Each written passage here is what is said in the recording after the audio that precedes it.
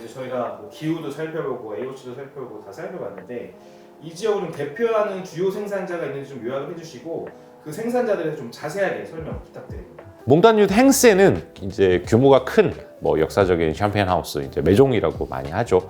메종이라든지 이제 혁신적인 소규모 생산자, 뭐 그로우 샴페인들까지 다양하게 자리 잡고 있습니다. 우선 뭐 세계적으로 이름이 난 대형 하우스들은 대부분 행스 시내 근거를 두고 있습니다. 예를 들어서 베버클리코라든지 파이프 아지직이라든지 멈이라든지 테탱저, 루이나, 크룩, 루이로드대 본사가 전부 다 행스에 다 몰려 있어요. 이들 뭐 샴페인 하우스는 몽타뉴드 행스 일대의 최상급 포도들을 확보하여 자신의 하우스에 블렌딩에 활용을 하고 있습니다. 특히 이제 베버클리코는 전통적으로 몽타뉴드 행스의 피노누아를 많이 써와서 풍부한 구조감을 지닌 스타일로 유명을 하죠. 또한 크룩 같은 집들도 이 지역 포도의 가치를 굉장히 높게 평가를 하고 있어요. 크룩 같은 경우에는 아예 앙보네 마을에서 특정 포도밭에서 난 포도로 최고가의 싱글 빈야드 와인이죠. 클로드 앙보네를 출시한 정도니까요. 이는 이제 몽타뉴 행스의 피노누아의 위상을 보여주는 상징적인 사례라고 생각을 하고 있다. 대형 하우스도 좀 말씀해 주셨는데 우리가 네. 조금 관심 있게 보는 조그만 생산자들 얘기해 주시겠어요? 조그맣진 않죠. 땅 한 평에 10억이 넘어가는데 RM 생산자들이 그로우 샴페인이라고 그로우 하죠. 샴페인. 사실 최근에는 그로우 샴페인 뭐 RM과 NA의 관계가 거의 무너졌다고 보셔도 돼요. 그거는 오늘 내용이 너무 길어서 다음에 한번 설명을 드릴게요. 몽타뉴드 행스에서는 자기 포도밭의 개성을 살리는 훌륭한 흔히 RM이라고 하죠. 그로우 샴페인 소규모 독립 샴페인 생산자들 많이 있습니다. 그중 이제 뭐 세계적인 소믈리에들과 와인 애호가들에게 특히 사랑받는 이름을 몇 가지를 나중에 좀 알려드리도록 하겠습니다. 먼저 대형 네고시앙부터 말씀을 드리도록 하겠습니다. 시간을 블렌딩하다 무슨 말일까요? 여러 개 섞었다. 크룩의 바로 철학입니다. 크룩은 1843년 요제프 크룩이 설립한 샴페인 하우스로 설립 초기부터 해마다 최고의 샴페인을 만든다라는 철학을 유지해오고 있습니다. 크룩의 핵심은 빈티지 개념보다 블렌딩에 있으며 그 결정체가 바로 그랑크베입니다. 그랑크베는 단일 빈티지가 아닌 평균 120여 개 종 이상의 베이스 와인에 다수의 리저블 와인을 블렌딩해 만들어지며 여러 해의 기후와 테루아를 하나의 와인에 축적시키는 것이 목표입니다. 특히 이제 몽타뉴드 행스의 피노누아는 이 와인의 구조감과 깊이를 담당하고 있으며 샤르도네는 산도와 긴장감을, 피노무니에는 부드러운 연결고리 역할을 하면서 복합성을 더해주고 있죠.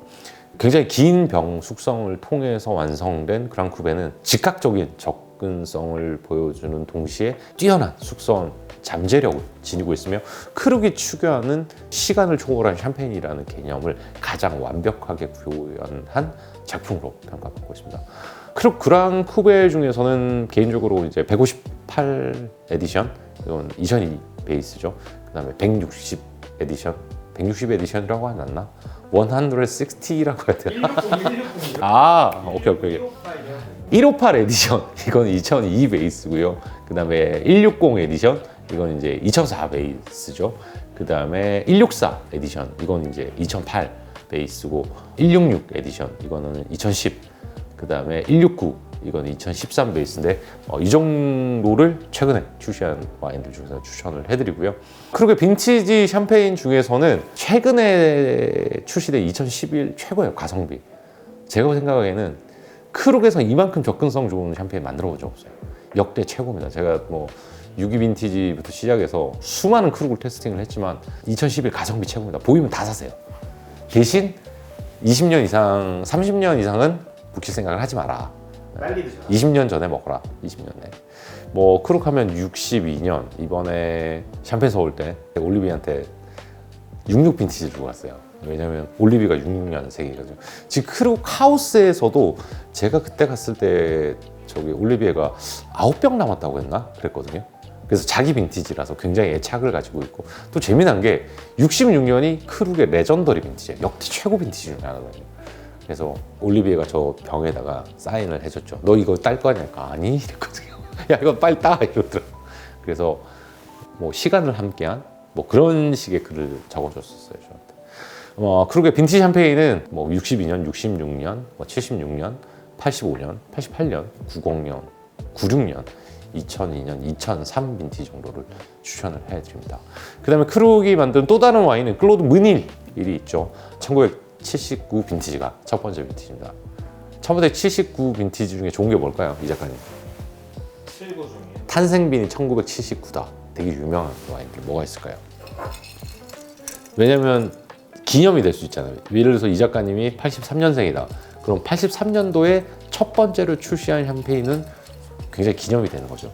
1979년에 앞서 말씀드린 클로드 무닐이 첫 번째 빈티지였죠. 또 재미난 게 르뱅이 1979년이 첫 번째 빈티지입니다. 그리고 또 재미난 것이 오퍼스 원이 1979 빈티지가 첫 번째 빈티지. 다 마셔봤죠. 제 빈티지니까. 다 좋은 거네요. 이 작가님 중에서 저는 클로드 무닐이 제일 좋았습니다. 사달라는 돈이 없어요. 거지예요. 이제 한 2,000불, 2,500, 한 3,000불 하겠다 이제. 3,000 넘을 것 같아요. 뭐 너만의 꽁트도 깨시는 분이 이거 좀이야 뭐.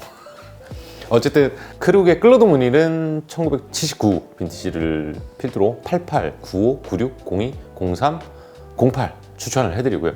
아직 제가 테스팅은 해보지는 않았는데 2009 빈티지도 상당히 수준급이라고 들었습니다. 다음 소개해드릴 크룩의 와인은 크룩 당보네입니다. 앞에 말씀드린 앙보네 지역에서 생산되는 와인이죠. 1995년 빈티지가 첫 번째 빈티지거든요. 역대 최고의 빈티지 중에 하나입니다. 그 다음에 96, 02, 06, 08 정도를 제가 추천을 해드리는데 특이한 거는 제가 1999 빈티지 당보네를 테스팅했었어요. 와이너리에서. 와이너리 피터하고 갔을 때 테스팅을 했었는데 블라인드로 줬어요. 저한테. 이거 뭐 같냐고. 그래서 구조감도 아주 좋고 빈티지 뭐지? 했는데 올리비에가 1999 당보네였다. 근데 본인이 원하는 퀄리티가 안 나와서 출시를 안 했다고 하더라고요. 그래서 나머지 어쨌으니까 다른 리저브 와인으로 다 섞었다고 하더라고요. 근데 진짜 맛있었어요. 그것도 기억에 남네요. 그리고 재미난 것이 이제 클로 당보네 로제가 드디어 출시가 됐습니다. 이제 2008 빈티지가 첫 번째 빈티지고요. 단 326병만 생산이 되었습니다. 제가 알기로 국내에 5병 들어왔거든요. 그래서 4병이 제가 알기로 크룩 앰버서더 업장에 배정이 됐고 1병이 개인이 사셨어요. 제가 아시는 분이고 같이 먹기로 했는데 좀 빨리 먹어야 되는데 그 와인을 노리고 계시는 분들이 많아서 어쨌든 이게 지금 전 세계에서 판매되고 있는 게 2병이 판매되고 있어요. 클로 당보네랑 당보네 로즈 2병이 홍콩에서 홍콩 달러로 95,000? 95,000 정도 하나? 그러니까 한국 돈으로 한 1,800만 원 하더라고요. 그 2병에. 크룩 로제가 제가 보기에는 지금 해외가가 최소한 800만 원에서 1,000만 원 사이 정도 되지 않을까? 800? 당보네가 지금 제가 알기로는 국내에서 구할 수 있는 가격이 한 5, 600 정도로 알고 있거든요. 500에서 600 정도라고 하는데 당보네 로제는 좀 많이 비싸긴 하겠죠. 네, 저도 먹고 싶습니다. 한 번도 못 봤습니다. 사진으로만 봤습니다. 나 이거 샀어. 같이 드시죠. 그러고 말았죠. 그 다음에 이제 크룩 로제도 생산을 하고 있죠. 사실 이제 예전에는 크룩의 명성에 미치지 못했어요. 근데 전 정말 궁금한 크룩이 왜 빈티지 로제를 만들지 않을까? 크룩 로제 같은 경우에는 예전에는 말씀드렸대로 명성에 미치지 못했지만 지금은 아주 뛰어난 와인을 만들고 있는데 특히 이제 최근에 제가 테스팅한 것 중에서는 이것도 27이라고 했나? 27 에디션? 네. 이거는 38개 리저브 와인이 들어갔고 빈티지는 2005에서 2015가 블렌딩 됐고요. 그 다음에 28 에디션이죠. 이거는 32개 리저브 와인과 2010부터 2016까지 블렌딩 됐는데 최근에 출시된 거 중에는 제가 28, 27이 가장 좋았습니다. 아주 좋았어요. 이거는 뭐 웬만하면 빈티지 샴페인들 잘 만드는 또 밟을 만큼 재밌는 게 이제 로제 샴페인 하면 이 작가님 3대 샴페인은 뭘까요? 로제. 이거는 셀러스 로제. 셀러스 로제.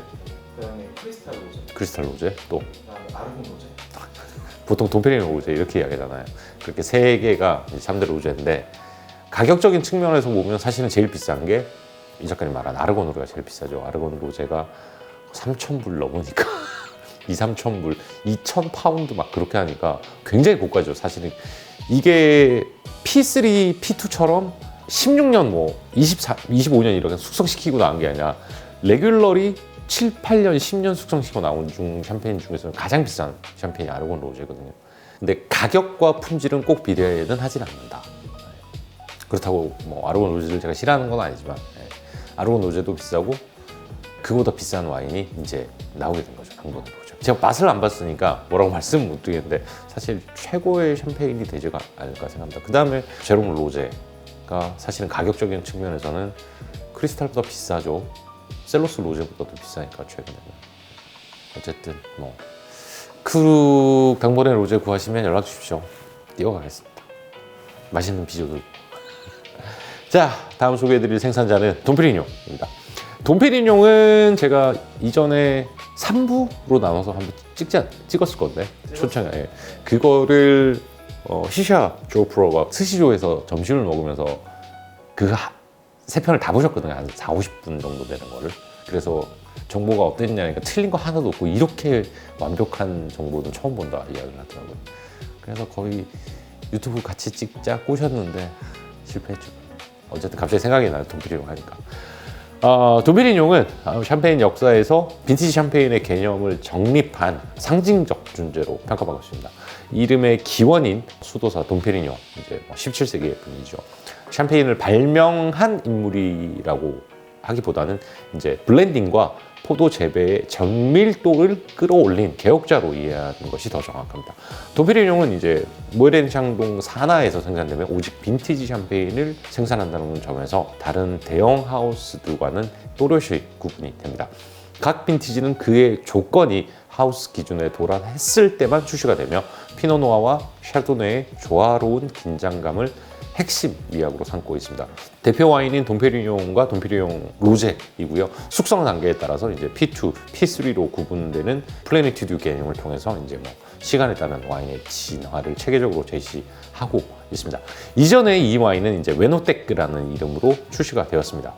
돈페리뇽은 파워나 화려함보다는 뭐 정제된 에너지, 밸런스, 그리고 이제 역시 크룩처럼 시간의 깊이를 추구하는 샴페인도 럭셔리와 지적 완성도를 동시에 상징하는 샴페인 하우스죠. 돈페리뇽의 추천 빈티지는 59년, 61년, 62년, 64년, 66년, 76년, 88년, 90년, 96년, 08년, 12년, 15년 정도가 있고요. 그 중에서도 66년이 대장입니다. 베스트 빈티지는 73, 75, 85, 95, 06 정도가 있고요. 돈페리뇽 로제 같은 경우에 그레이트 빈티지는 59, 96, 02, 08 정도가 있는데 59는 구할 수가 없습니다. 왜냐하면 이게 59년 돈페리뇽이 굉장히 돈 많은 부자형이 주문을 했어요. 다 상한 거야. 남은 와인들이 지금 시중에 가끔 나와요. 그래서 저도 이건 못 구해요. 2012년도인가 11년도에 그때 당시에 한 병 가격이 거의 10,000불 넘었어요. 그때 로그네 꽁띠가 3,000불밖에 안 할 시절이었거든요. 사실은 그때 10,000불 넘었으면 지금은 달라갈 거죠.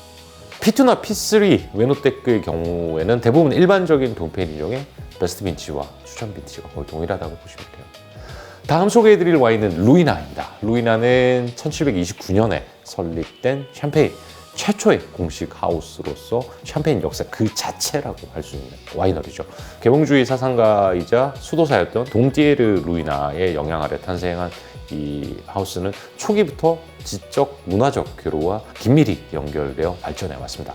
루이나의 정체성은 무엇보다 샤르도네의 중심의 스타일에 있습니다. 특히 코테 드 블랑을 비롯한 석회질 토양에서 비롯된 순수한 산도와 섬세함을 핵심 가치로 삼고 있습니다. 대표적인 와인인 알드 루이나는 신선함과 균형을 보여주는 하우스의 입문작이며 블랑은 루이나 스타일의 정수를 담은 상징적인 규배이기도 합니다.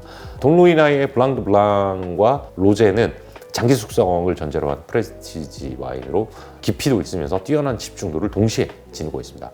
크레르 셀러에서 이루어지는 긴 숙성은 루이나 특유의 크리미한 질감과 정제된 에너지를 완성시켜주며 루이나 특유의 우아함을 잘 나타내주고 있죠.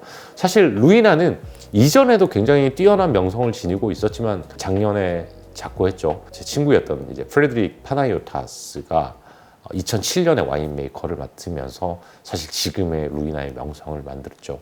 작년에 저 만나고 너 눈물 날러 간다. 작년에 저 만나고 그 주 토요일 날 돌아가셨어요. 다이빙 사고 때문에 혼자서 다이빙 하다가 피터가 소개를 시켜줘서 참 샴페인에서 제가 뭐 수입할 일은 아니었지만 이분하고 그래도 샴페인 갈 때마다 방문도 했었고 루이나가 직접 놀러 오라고 해서 셀러도 가고 그랬었는데 정말 샴페인의 별을 잃었어요. 이분 대단하신 분이었는데 삼가 고인의 명곡입니다. 루이나 블랑 드 블랑의 그레이트 빈티지는 이제 뭐 02, 09, 2013 특히 2013은 예술입니다.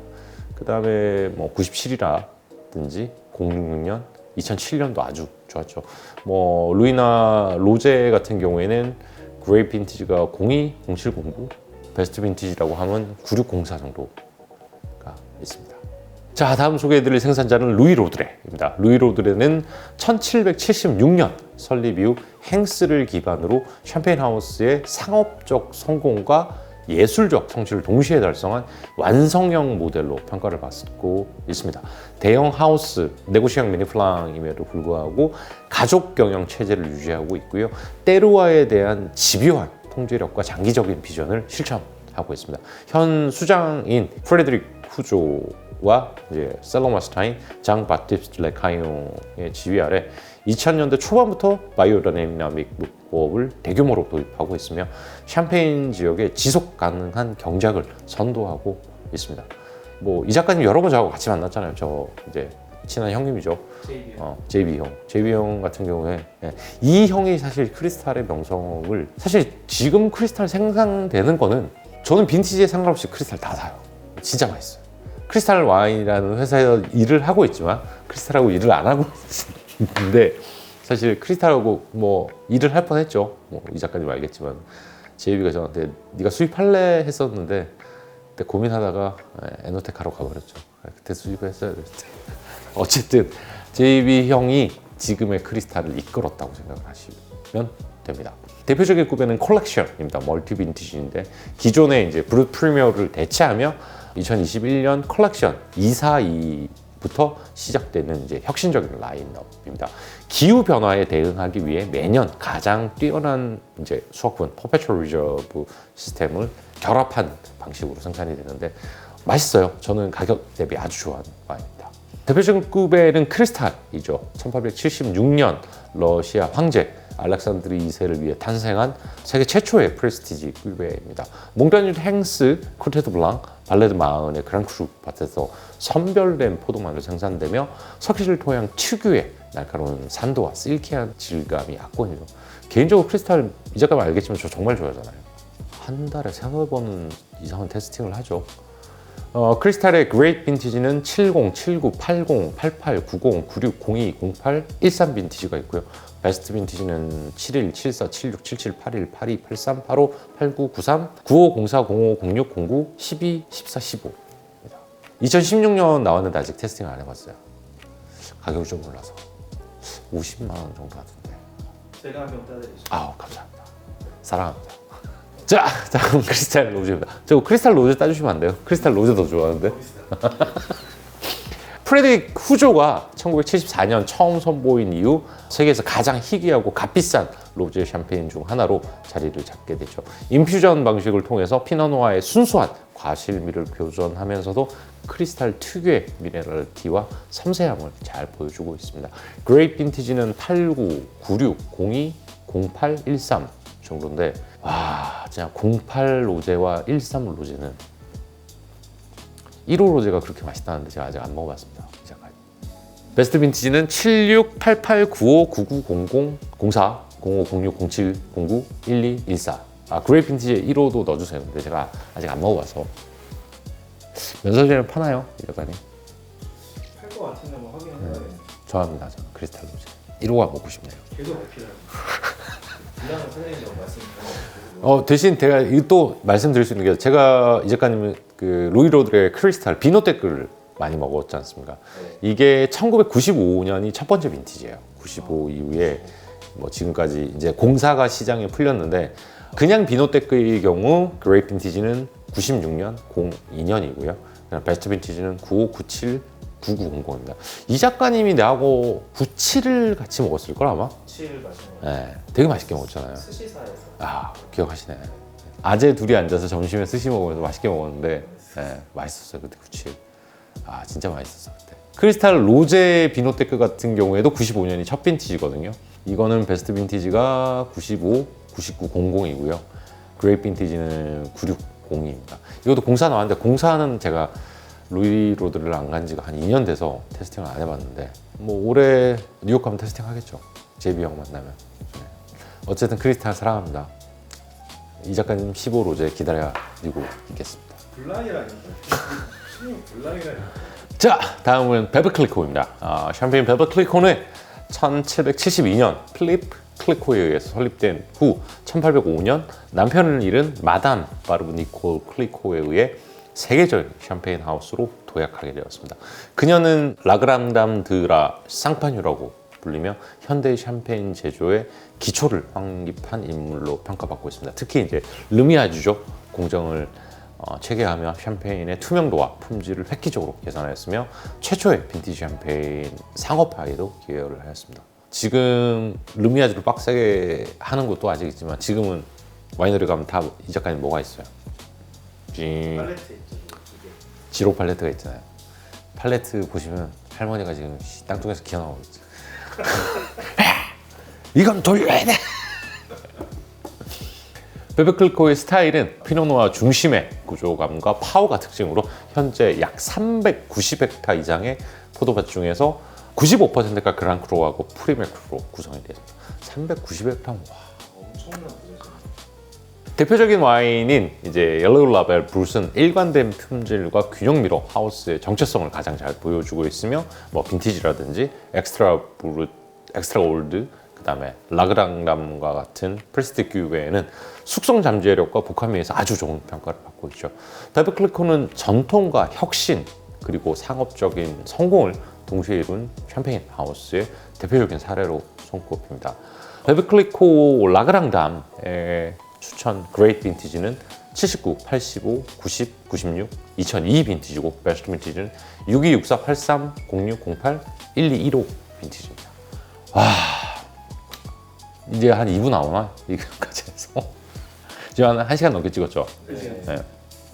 아마 여기까지 2부가 될 것 같네요.